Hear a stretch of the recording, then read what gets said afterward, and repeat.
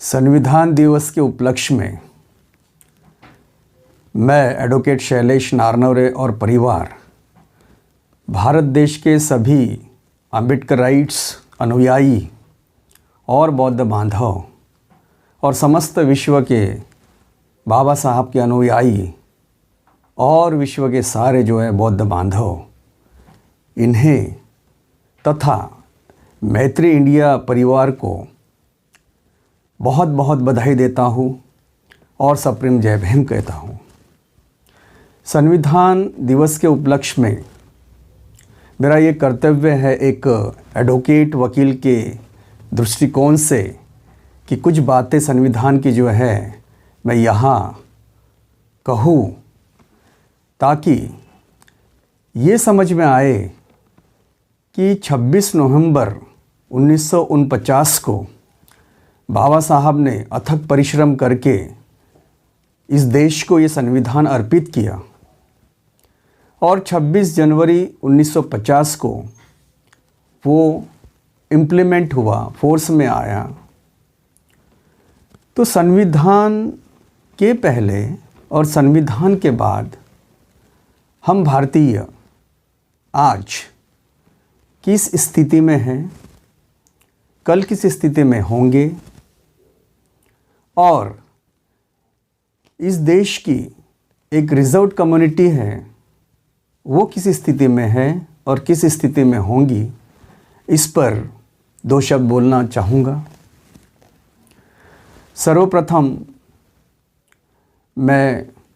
इस दिवस के महत्व को मद्देनज़र में रखते हुए संविधान के प्रीम्बल की बात करूँगा। आप सभी जानते हैं कि संविधान की प्रीम्बल या प्रास्ताविका क्या है और उसी प्रास्ताविका में संविधान का पूरा सार है,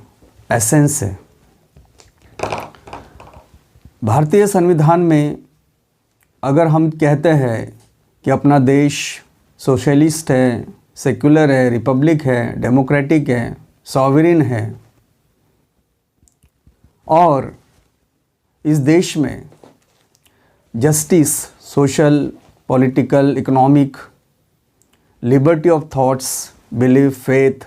एक्सप्रेशन, वर्शिप और equality of opportunity and status और साथ ही साथ liberty, dignity of individual, unity of nation, ये संविधान का प्रीम्बल हमें पूरे संविधान का जो चेहरा है वो बताता है कि ये संविधान में हर नागरिक को क्या अधिकार है, क्या मूल अधिकार है और क्या संवैधानिक अधिकार है। संविधान आने के पहले अतीत में अगर हम झांके तो हम देखते हैं कि हम जो है संविधान से गवर्न्ड नहीं थे, लेकिन हमें जो रूल कर रहा था वो ब्रिटिश इंडिया रूल कर रहा था और अगर उसके पहले हम जाके तो मुग़ल हमें रूल कर रहे थे। तो समय समय पर जो है भारतवासी और भारत देश किसी न किसी का गुलाम ही रहा है, सार्वभौम नहीं रहा और जो नागरिक के जो अधिकार थे उस समय वो भी नहीं थे। तो जब फंडामेंटल राइट नहीं थे, संविधान नहीं था, तो उस समय जो रूलर्स थे जो इस देश पर हुक्म कर रहे थे तो वो मनचाहा जो है व्यवहार कर रहे थे, दुर्व्यवहार कर रहे थे, मिसयूज़ कर रहे थे यहाँ के रिसोर्सेस को, यहाँ के लोगों को, पूरे देश को। और हम जो है हम बेसिकली अपने आप को आध्यात्मिक कहते हैं, स्पिरिचुअल कहते हैं और इसलिए हम फाइटर नहीं है, आक्रामक नहीं है, हम जो है क्रांति नहीं करते, हम जो है विद्रोह नहीं करते, क्योंकि हमारे स्वभाव में विद्रोह, क्रांति शायद नहीं है और इसलिए भी बहुत सारी समस्याएं जो है निर्माण होती है, political, social, economic, religious, spiritual, सारी समस्याएं जो हैं इसलिए निर्माण होती है कि हम में जो है वो विद्रोह की ताकत, जो फॉरेन कंट्रीज़ में होती है, या फिर अगर फ्रेंच रिवॉल्यूशन हुआ है, या जितने भी रिवॉल्यूशन हुए हैं, क्रांतियाँ हुई है, या रेफरेंडम होता है यूके में, और ब्रेक्सिट होता है, तो ये जो है जनता की, ये लोगों की ताकत होती है, ये उनका विद्रोह होता है कि अगर वो गवर्नमेंट को पसंद नहीं करते तो गवर्नमेंट को गिरा देते हैं। तो लोगों में ये ताकत है। लेकिन हम भारतीय जो है बहुत शालीन है, डिसिप्लिन्ड है और बहुत पैसिव है, ऑब्जर्वर है, सिर्फ देखते रहते हैं क्या हो रहा है इस देश में। तो संविधान के पहले तो हमारी अवस्था बहुत ही दयनीय थी, दुर्दशा थी, आर्थिक दुर्दशा थी, पॉलिटिकल दुर्दशा थी, सोशल दुर्दशा थी। पूरा जीवन ही जो है, समग्र जीवन जो है दयनीय था, दरिद्र था। और विशेष रूप से अगर मैं कहूँ तो एक जो अनटचेबल जो समाज था, जिसे शूद्र कहते थे, वो तो पशु से भी बदतर उनके साथ में व्यवहार किया जाता था। अपने ही देश के लोग जो वर्ण आश्रम को बिलीव करते थे या करते हैं, तो वे जानवरों से भी ज़्यादा बदतर उनके साथ में सलूक करते थे, शोषण करते थे, एक्सप्लॉयटेशन करते थे, अस्पृश्यता करते थे। तो ये जो है सामाजिक जो विषमता थी, सामाजिक जो प्रॉब्लम था, ये तो इस देश में था ही था। लेकिन इसके अलावा जो प्रॉब्लम्स इस देश ने फेस किया, वो बहुत चुकाना पड़ा, मूल्य चुकाना पड़ा। क्योंकि हम बेसिकली विद्रोह नहीं कर पाए, और जब विद्रोह कर पाए, जब हमने संघर्ष किया फ्रीडम के लिए, तो हमें आज़ादी मिली। और उसमें जो है लगभग सभी का जो है कंट्रीब्यूशन है। और विशेष रूप से बाबा साहब का कंट्रीब्यूशन मुझे सबसे ज़्यादा प्रखर, प्रभावशाली और उच्चतम लगता है। क्योंकि बाबा साहब ने अपने जीवन के माध्यम से जो एजुकेशन लिया और जिस प्रकार से समाज को परिवर्तित किया, जिस प्रकार से अनटचेबिलिटी को मिटाया, जिस प्रकार से जो ऑप्रेस्ड या डिप्रेस्ड क्लास थे, जो डाउन ट्रोडन थे, जो अनटचेबल्स थे, तो उनको हक दिलवाया, उनको जो है कॉन्स्टिट्यूशनल राइट्स दिलवाए, फंडामेंटल राइट्स दिलवाए। और जो संविधान को उन्होंने रचा, जो आर्किटेक्ट वो बने, तो वो इस देश का बहुत बड़ा भाग्य बना। आज भी पूरे विश्व में भारत के संविधान को सराहा जाता है, क्योंकि एक बहुत ही डिटेल्ड लिविंग डॉक्यूमेंट है। ऐसा डॉक्यूमेंट है कि जो पूरे विश्व में इतनी बड़ी जो जनसंख्या है 1.25 अरब की, उसको चलाता है। और यहाँ जो है democratic values, constitutional values, constitutional morality, justice, equality, brotherhood, fraternity, unity, dignity, ये सारी बातें, लिबर्टी, और जिस प्रकार से एक ये डेमोक्रेटिक फ्रेम है अपने देश का, एक सोशलिस्ट कंट्री है, एक सेकुलर कंट्री है, कितने सारे रिलीजन्स हैं, इतने सारी लैंग्वेजेस है, जातियाँ हैं, भाषाएं हैं, और ये विविधता में एकता, यूनिटी, ये जो कॉम्बिनेशन जो संविधान ने जो दिया है, उसकी वजह से जब से संविधान इम्प्लीमेंट हुआ है, पिक्चर में आया है, तब से लेकर अभी तक ये देश मेरे दृष्टिकोण से बहुत डिसिप्लिन से चल रहा है, बहुत ऑर्डरली मैनर से चल रहा है। लेकिन कुछ बातें जो सही माने में socially, politically, economically, religiously effect देती ही है, असर देती ही है, और वो बातें जो है संविधान होने के बावजूद भी सूक्ष्म रूप से, स्थूल रूप से चल रही है। अनटचेबिलिटी भी चल रही है, अस्पृश्यता चल रही है, एट्रोसिटी चल रही है, और अभी भी जो है बहुत सारे ऐसी खबरें मिलती हैं मीडिया में, न्यूज़ में, टीवी में, कि ज़िंदा जलाया जाता है, रेप किया जाता है, और बहुत सारी जो है ऐसे अन्याय अत्याचार किए जाते हैं। ये बहुत ही बड़ा दुर्भाग्य है अपने देश का कि सभी को जो है लेकर चलते नहीं। ब्रदरहुड की जो भावना है तो ये भावना के एकदम अगेंस्ट में लगता है। तो मुझे लगता है कि सोशली जो है हम अभी भी पिछड़े हैं। संविधान ने सोशल जस्टिस की बात की है, इक्वालिटी की बात की है, लेकिन 1949 के बाद आज 2020 में अगर हम देखते हैं तो सोशल इनजस्टिस जो है, एक्सप्लॉयटेशन है, वो अभी भी कायम है, ज़िंदा है, अस्तित्व में है। तो मैं ये रिक्वेस्ट करना चाहूँगा कि अगर सही माने में इस देश का प्रोग्रेस अगर होना है तो ये अनटचेबिलिटी, ये इस प्रकार से एट्रोसिटीज़ की जाती है, इसको जड़ता से जो है ख़त्म करना चाहिए। मैं यहाँ ये भी कहना चाहूँगा कि संविधान को जो है सभी फॉलो करें। संविधान ज़रूरी नहीं है कि केवल जजेस और एडवोकेट्स ही समझे या फिर सिर्फ आईएएस ऑफिसर समझे। संविधान एक ऐसा डॉक्यूमेंट है, ऐसा ग्रंथ है, अजर अमर ग्रंथ है कि जो घर घर में होना चाहिए और बच्चों को भी जो है संविधान की शिक्षा देनी चाहिए, चाहे वो सिलेबस में, पाठ्यक्रम में हो या न हो। क्योंकि संविधान हमें शक्ति देता है, संविधान हमें ऊर्जा देता है, संविधान हमें पावर देता है, कॉन्फिडेंस देता है। संविधान को अगर हम समझते हैं तो हमें समझ में आता है कि हमारा फंडामेंटल राइट क्या है, हमारा रिजर्वेशन राइट क्या है, और संविधान जो है किस प्रकार से इस देश को चलाता है, जुडिशरी को चलाता है, लेजिस्लेचर और एग्जीक्यूटिव को चलाता है। गवर्नमेंट के तीनों ऑर्गन को संविधान ही चलाता है। तो संविधान सुप्रीम है। संविधान एक ऐसा सैक्रेड या पवित्र डॉक्यूमेंट है कि जिसके आधार पर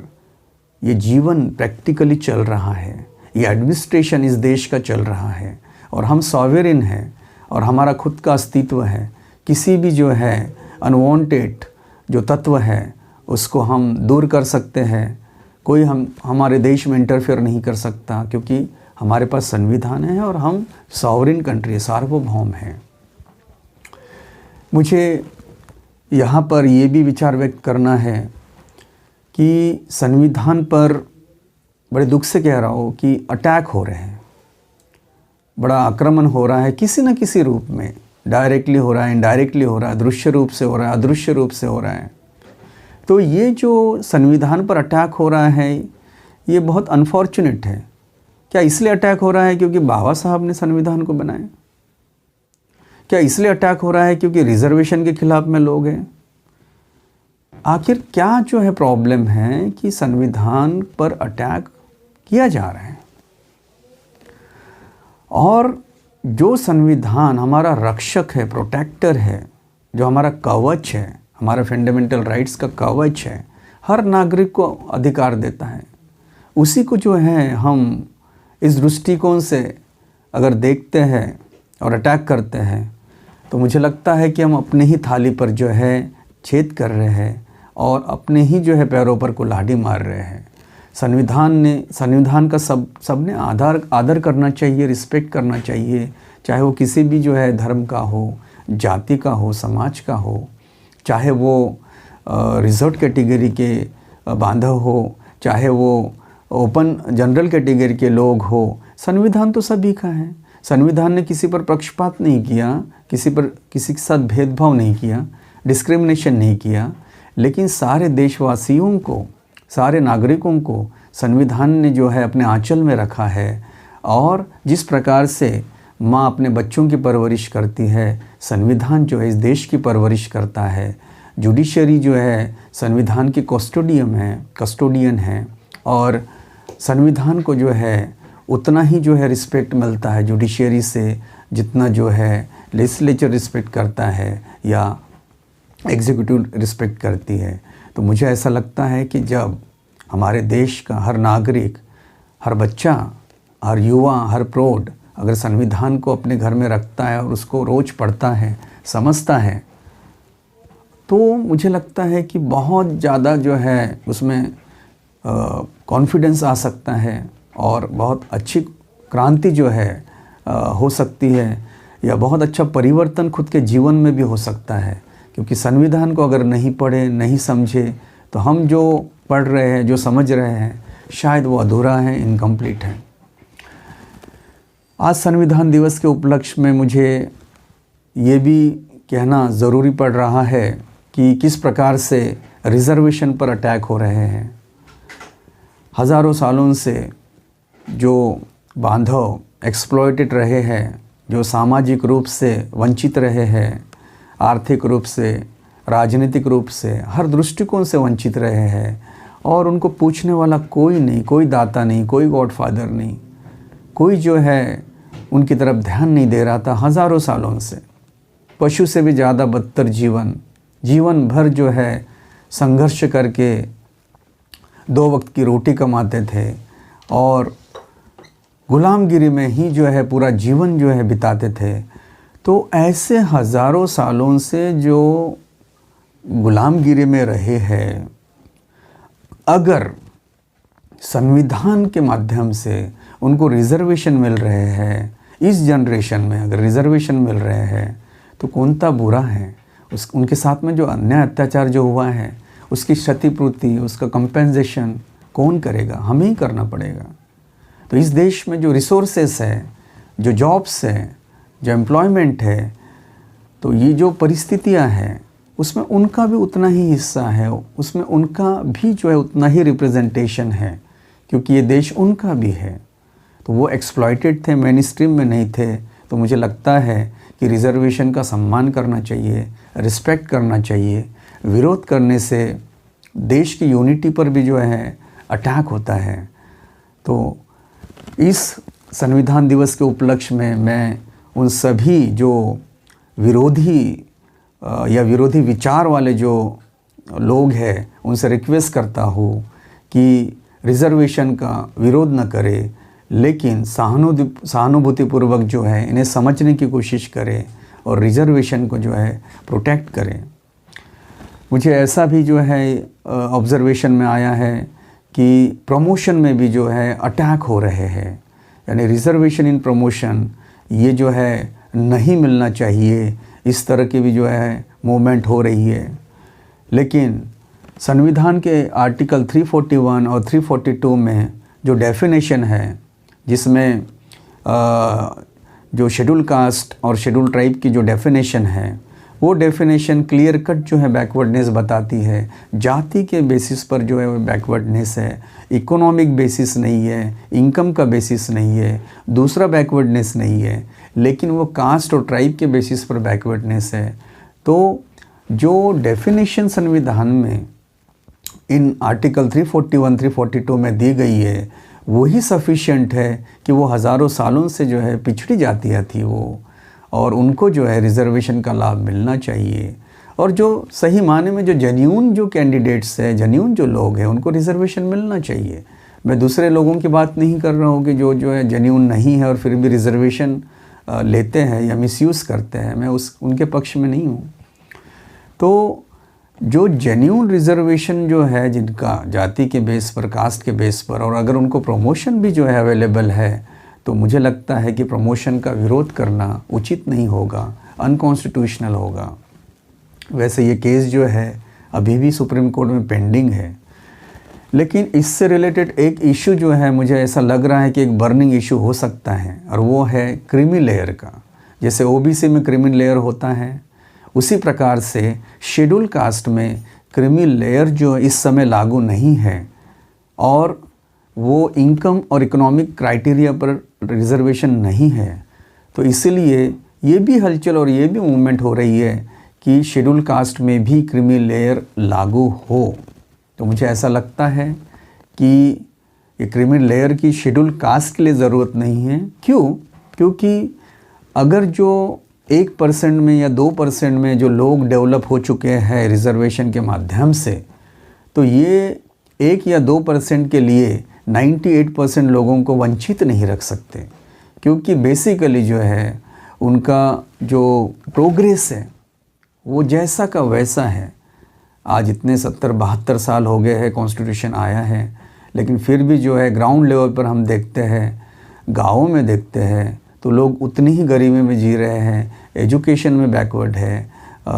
और भी बहुत सारे जो है बैकवर्डनेस कायम है। तो ऐसे जो लोग हैं बेचारे, उनको जो है हम वंचित नहीं कर सकते कुछ 1-2% के लिए, लोगों के लिए।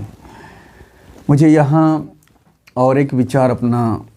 रखना है, और उसको मैं बहुत ज़्यादा महसूस करता हूँ,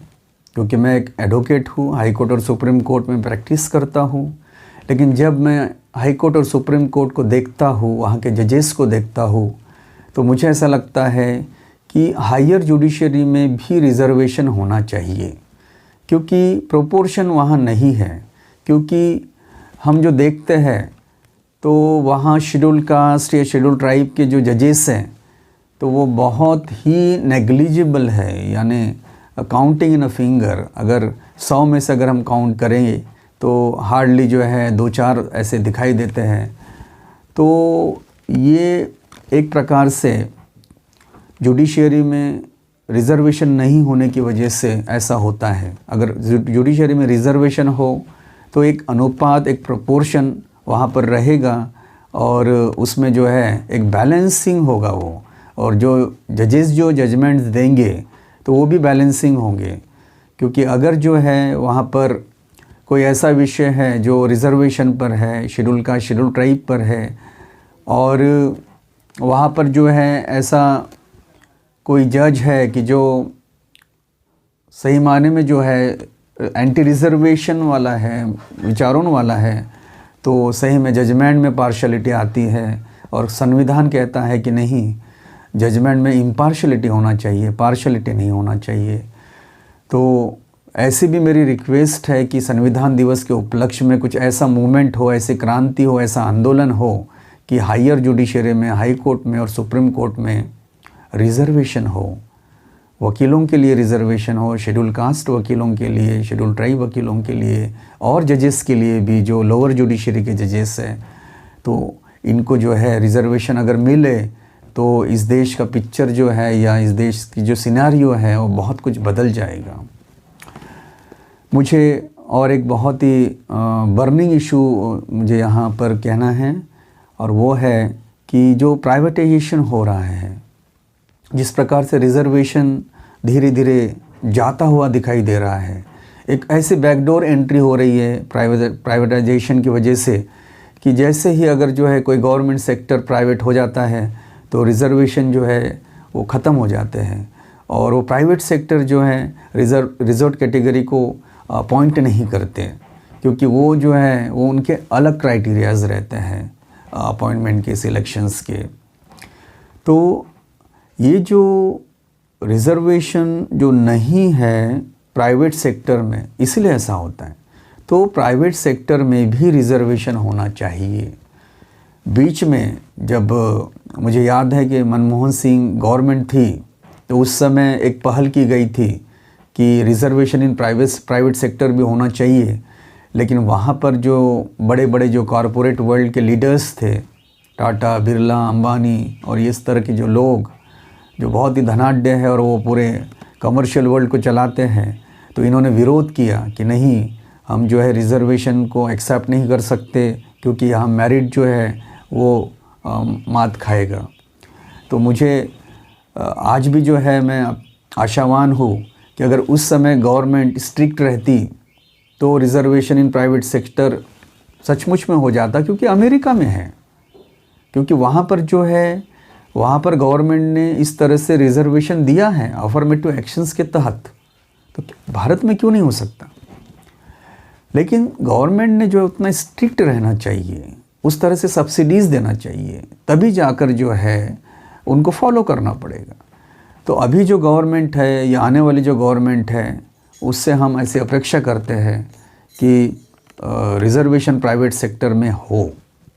उससे बहुत बड़ा जो है कल्याण हो जाएगा। चाहे फिर प्राइवेटाइजेशन भी अगर होता है तो भी कोई प्रॉब्लम नहीं है। तो लोग जो है डरे हुए हैं कि धीरे धीरे जो है अगर रिज़र्वेशन चला जाए, अगर जो एम्प्लॉयमेंट है, जो अपॉइंटमेंट्स हैं, वो अगर धीरे धीरे जो है चली जाए, तो बेरोजगार युवक जो है बढ़ जाएंगे, चाहे वो शेड्यूल कास्ट के हो, शेड्यूल ट्राइब के हो, ओबीसी के हो, किसी भी जो है रिजर्व कैटेगरी के हो, तो उनमें अनएम्प्लॉयमेंट जो असंतोष रहेगा वो बहुत ज़्यादा प्रमाण में रहेगा। क्योंकि ऐसा दिखाई दे रहा है कि कुछ सालों में लाखों की जो संख्या में जो जॉब्स है वो निकले नहीं, वो बैकलॉग जो है भरे नहीं गए, नए जो है अपॉइंटमेंट्स क्रिएट नहीं हो रही है। तो इससे जो है बहुत बड़ा असंतोष युवकों में है कि वो अपना आधा जीवन जो है पढ़ाई में बिताते हैं, कॉम्पिटिटिव एग्ज़ाम्स देते हैं, लेकिन फिर भी जो है वो वंचित रहते हैं, उन्हें उनके अनुसार जो है जॉब सेटिस्फैक्शन नहीं मिलता है और किसी भी तरह से वो फ्रस्ट्रेट होकर कोई भी जॉब करते हैं। तो ये जो एक बहुत बड़ा असंतोष युवकों में जो आ रहा है वो इसलिए आ रहा है क्योंकि उनके क्वालिफ़िकेशन के अनुसार यहाँ पर इस देश में वो जॉब्स नहीं मिल रहे हैं या क्रिएट नहीं हो रही है वैकेंसीज़। और ये ऑफिशियल फिगर है कि लाखों जॉब्स जो है यहाँ अभी तक क्रिएट नहीं हुए। हम जानते हैं कि हमारा देश और पूरा विश्व जो है कोरोना वायरस से ग्रसित है, पीड़ित है और बहुत जो है आर्थिक प्रॉब्लम सभी को हो रहे हैं, देश को भी हो रहा है, पूरे वर्ल्ड को हो रहा है और हर नागरिक को हो रहा है, चाहे वो कंपनीज़ हो, प्राइवेट कंपनीज़ हो, कोई भी हो। तो ये समय जो है सही माने में बहुत दुखदाई है और परेशान करने वाला है। लोग वैसे भी जो हैं ऑलरेडी परेशान हैं, लेकिन अगर ऐसे समय में गवर्नमेंट कुछ करती है, ऐसे समय में अगर कुछ इस तरह से सोप्स जो उनको अगर दिया जाता है तो सही माने में उनको एक आशा की किरण होगी। तो मुझे ऐसा लगता है कि ये क्राइसिस में भी लोगों को संभालना चाहिए, युवकों को संभालना चाहिए, वैकेंसीज क्रिएट करना चाहिए, एजुकेशन स्टैंडर्ड जो है क्वालिटी का होना चाहिए और बहुत सारी बातें जो कि हमारे देश में जिसकी कमी है।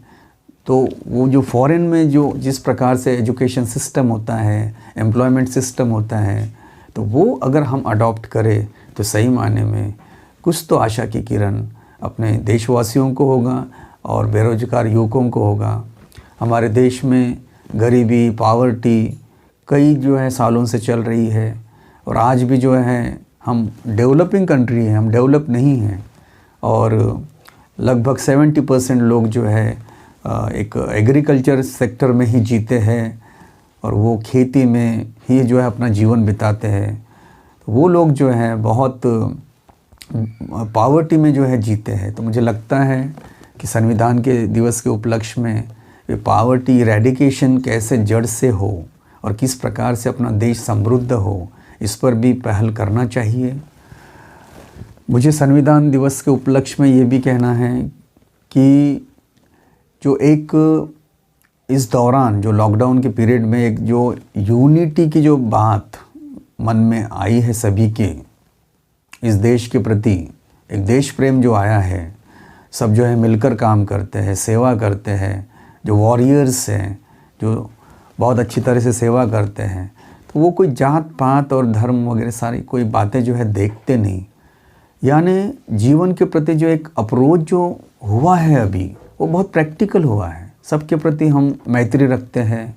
सबके प्रति जो है एक भाईचारा रखते हैं, ब्रदरहुड रखते हैं। अभी ऐसा भेदभाव नहीं चलता और किसी भी प्रकार से जो है मन मुटाव, वैर, ये सारी विकृतियाँ जो है ये कोरोना वायरस की वजह से बहुत कम हुई है। तो मुझे लगता है कि ऐसा ही जो है अगर एक प्रेम में मैत्रीपूर्ण एटीट्यूड अपने पूरे देश में आता है तो इस देश में जो रिजर्व कैटेगरी कम्युनिटी है उन्हें बहुत बड़ा दिलासा मिलेगा, क्योंकि वो बहुत सालों से जो है वो यही एट्रोसिटीज़ से पीड़ित रहे हैं। तो उनको जो है विशेष रूप से संभालना बहुत ज़रूरी है, क्योंकि वो जो है हमारी बहुत बड़ी संपदा है। हालांकि सभी जो है नागरिक इस देश की संपदा है, लेकिन मुझे ऐसा लगता है कि बाबा साहब ने जो काम किया है, एक सराहनीय अजर अमर काम किया है, पूरा वर्ल्ड जो है नतमस्तक है। बाबा साहब जैसा जो काम जो हुआ है सदियों सदियों में जो है ऐसा काम नहीं हुआ कभी, और पता नहीं सदियों में जो है ये काम इतना कोई कर पाएगा। लेकिन बाबा साहब के प्रति सही माने में एक श्रद्धा, एक नमन, एक आदर, अगर एक कृतज्ञता अगर हम रखते हैं, तो मुझे लगता है कि उन्होंने जो संविधान के माध्यम से जो रिज़र्वेशन जो दिए हैं, जो अनटचेबिलिटी को हटाने के लिए जो प्रयास किए हैं, और ये आर्थिक जो दशा जो थी, बहुत गंभीर जो दशा थी, उसको हटाने के लिए उन्होंने प्रयास जो किए, तो मुझे लगता है कि बाबा साहब के जो विचार है, जो प्रयास है, उन्हीं को हमने बहुत प्रखर रूप से कंटिन्यू करना चाहिए, बहुत ही समर्पित भाव से जो है कंटिन्यू करना चाहिए, और संविधान का आदर करते हुए कंटिन्यू करना चाहिए, और संविधान को मद्देनज़र में रखते हुए ही जो है सारे एफर्ट्स करने चाहिए, क्योंकि संविधान में इतनी ताकत है, इतना बल है कि संविधान के माध्यम से हमारे आर्थिक प्रॉब्लम, सामाजिक problem, political problem, religious problem, educational problem सब जो है सॉल्व हो सकते हैं, बशर्ते कि संविधान को सही माने में इम्प्लीमेंट किया जाए। अगर संविधान निगलेक्टेड रहा, जो सत्ता में लोग हैं अगर वो संविधान को सही माने में अगर इम्प्लीमेंट कर रहे हैं, तो संविधान जो है सबका कल्याण करेगा। और अगर जो है वहाँ नेग्लिजेंस आ रहा है, इग्नोरेंस आ रहा है संविधान के प्रति, उसको अवॉइड किया जा रहा है, तो सही माने में प्रोग्रेस नहीं होगा, देश का कल्याण नहीं हो पाएगा। तो मेरी इस बहुत ही शुभ अवसर पर जो है मेरी ये रिक्वेस्ट है सभी से, चाहे गवर्नमेंट के अधिकारी हो या फिर नागरिक हो, कि वो संविधान को सही माने में समझते हुए उसको इम्प्लीमेंट करें, तो इस देश का प्रोग्रेस बहुत अच्छा होगा, और साथ ही साथ जो है रिजर्व कम्युनिटी का भी जो है प्रोग्रेस होगा। तो आज जो है ये बहुत ही शुभ अवसर है इस तरह के विचार रखने का आपके समक्ष, क्योंकि जो बातें जब हम जीते हैं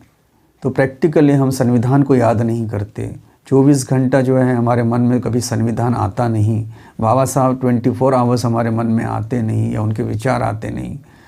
तो ये आना चाहिए, ये कोई केवल संविधान दिवस के उपलक्ष्य में ही जो है आते हैं ऐसा नहीं होना चाहिए, लेकिन थ्रू आउट ईयर जो है रोज़ रोज़ जो है ये संविधान को, बाबा साहब के विचारों को हमें अपने मन में